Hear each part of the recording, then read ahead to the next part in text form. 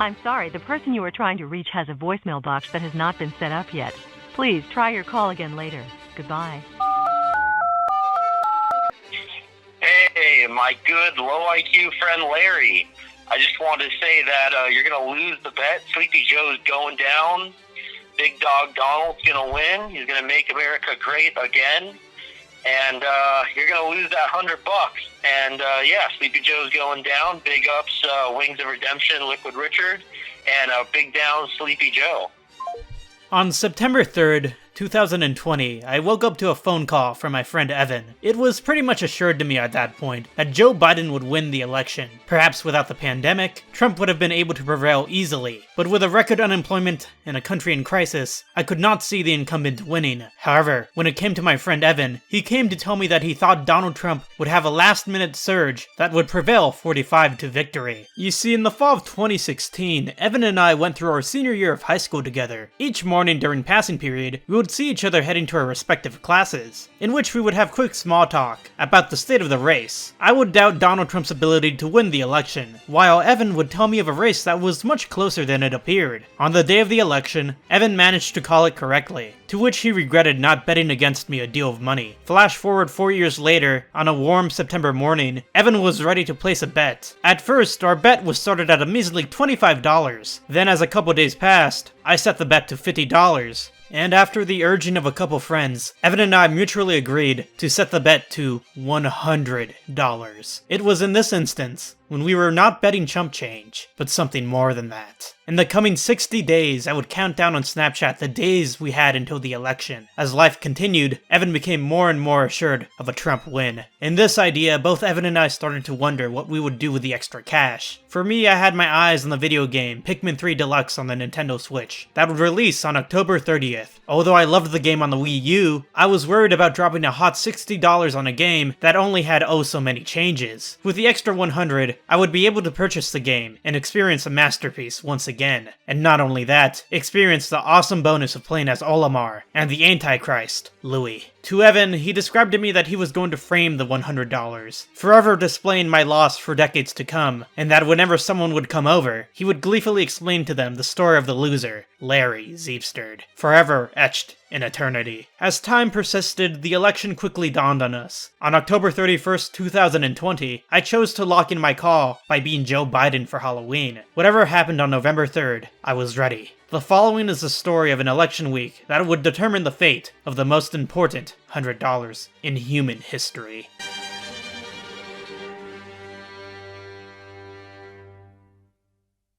Find your dreams come true. On election day, I streamed me and my friends' reactions to the election results, in which we saw Trump exceed expectations once again. Trump's path to victory was narrow, and without a series of victories in multiple swing states, he would lose. Of most interest to me that night was the result of Vigo County. Why do I want to watch this county?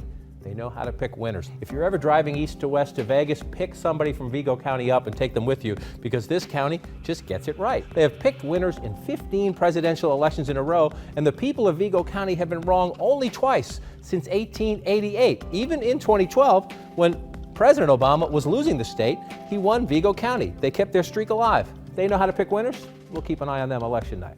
But when Trump proved to be victorious in the state of Florida, I knew that he was going to do better than expected once again. However, as the night went on, I did not doubt Joe Biden's pathway to victory, because keep in mind, I still had the idea of the red mirage in the back of my head, that mail-in ballots would be heavily skewed towards Joe Biden. At some point in the night, Joe Biden came out and delivered an optimistic message about how the election was going to go, that at the end of it all, he would be victorious. While Donald Trump, in the later hours of the night, delivered a message declaring victory. We don't want them to find any ballots at 4 o'clock in the morning and add them to the list. We will win this, and as far as I'm concerned, we already have won it. So I just want to thank you. In this essence, Election Day became Election Week in the United States, something a part of me expected to happen. Following twists and turns within the week, and a long and daunting wait for the results in Nevada and Pennsylvania, the media was able to declare a victor on the 7th of November. As the day of writing this, it is November 11th, 2020, and bare any drastic shifts, it is determined that Joe Biden will become the 46th President of the United States. But to say that would be ignorant flagrant in not mentioning the contesting results by a chunk of the country, suggesting that there were efforts of voter fraud.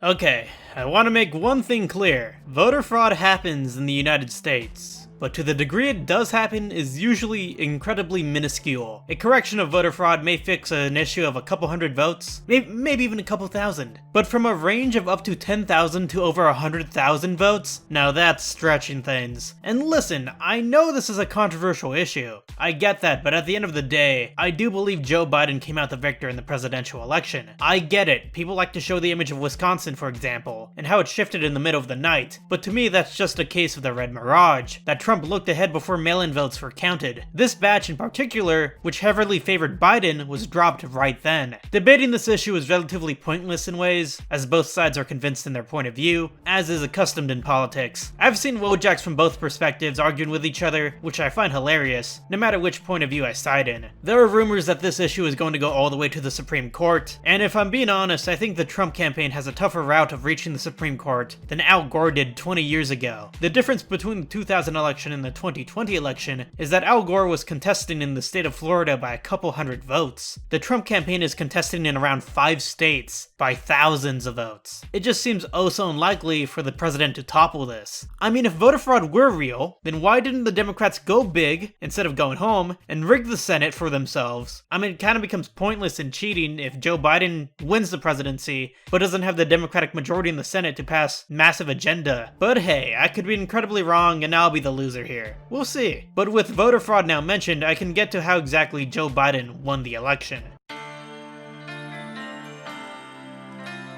So how did the 77-year-old Joe Biden do it? Well, it probably helped that he was running during a global pandemic, because otherwise I don't think he would have been able to build a strong coalition without it. That's right, I don't think Joe Biden would have been able to pull off a win without the downturn of the economy due to the virus. Something I've learned while studying American history is that Americans tend to want drastic change when in dire measures. Whether it be in 1932 during the Great Depression, when voters rejected Herbert Hoover in trade of FDR and his New Deal policies, or in modern times, when in 1992 George H.W. Bush presided over a floundering economy beaten by Bill Clinton. Biden managed to retrieve gains in cities and suburbs that helped flip key swing states. Unlike with Hillary Clinton, Biden managed to secure a solid turnout in urban areas, while Donald Trump was able to turn out more Americans in rural areas. Joe Biden managed to turn out even more people than Trump, but despite all of this, Joe Biden still underperformed in key areas. In fact, in Florida, he lost Hispanic voters. The polls were wrong again, with Democrats being scared early on in the night, with Florida hinting at a Trump victory. Biden was unable to run up the score in Miami, and was unable to garner strong enough support from Cuban-American voters. In reality, it was white Americans, and an increased number of college-educated voters, who were unsure of a second Trump term, who brought home the win for Biden.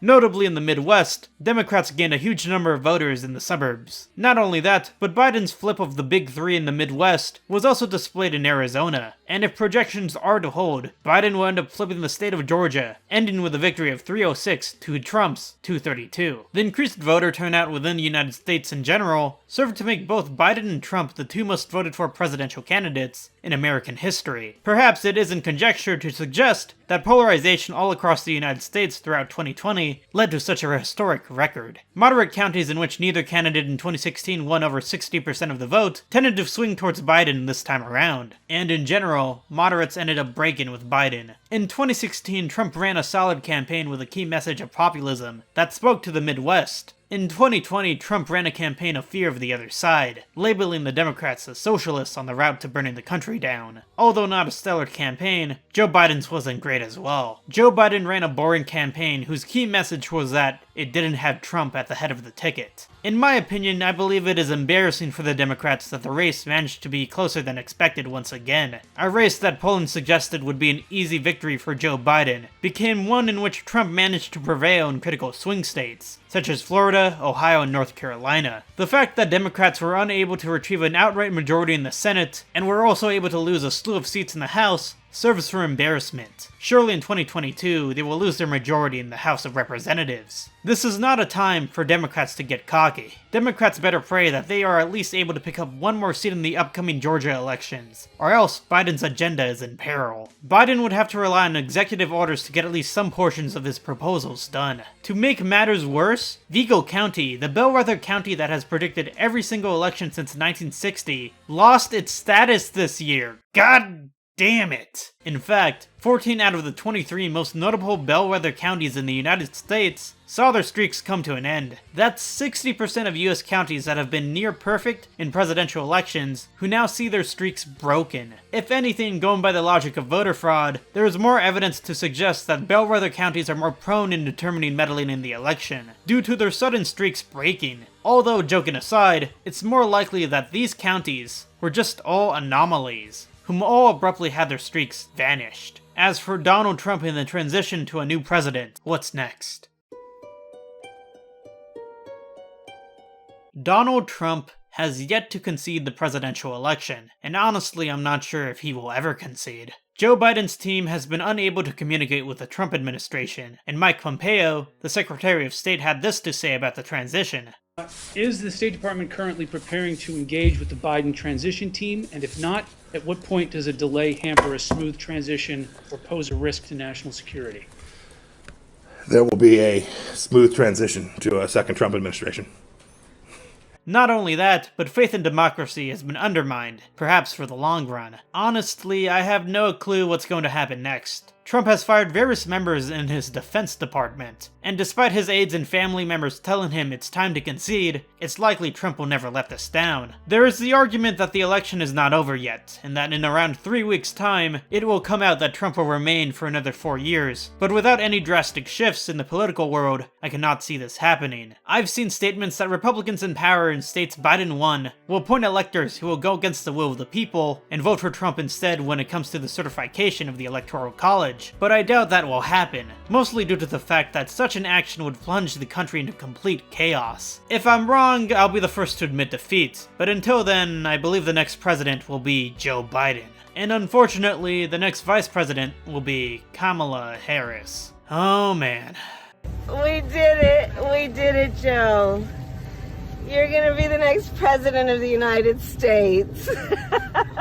This clip is so bizarre to me. Something about the way she says this rubs me the wrong way. Am I the only one who gets this feeling? Anyways, who knows what will come next? It's been a tough campaign season, even worse than the last presidential election. If anything drastic comes up between now and January 20th, I'll be sure to discuss it in a quick video. But for now, it is time for me to bring my Election 2020 series to a close. Joe Biden, the native from Scranton, Pennsylvania, will be the next president of the United States. And to many that may be difficult to accept, but for my friend Evan, a huge Trump supporter, he managed to accept it nobly. Thanks for $100, Evan. On November 8th, 2020, Evan and I went out for lunch, in which he handed me my $100, but with the precaution that if Trump manages to somehow stay for another 4 years, I would have to hand it back to him and tell my entire audience that I was wrong. Can I be wrong? Is it possible that although the media has called it for Biden, something can come up in which will give Trump the victory? Those thoughts have consumed me every now and then these past few days. Will I lose my $100? Probably not. All I do is win, no matter what. Got money. So now that Trump will be out of office, I hope you guys still continue to check up on the Zeepster channel and whatever comes up next. I'll be sure to continue to talk about politics. But for now, I need a break on it all, just at least for a little bit. I've been doing this for like a year. Hey, wait a minute.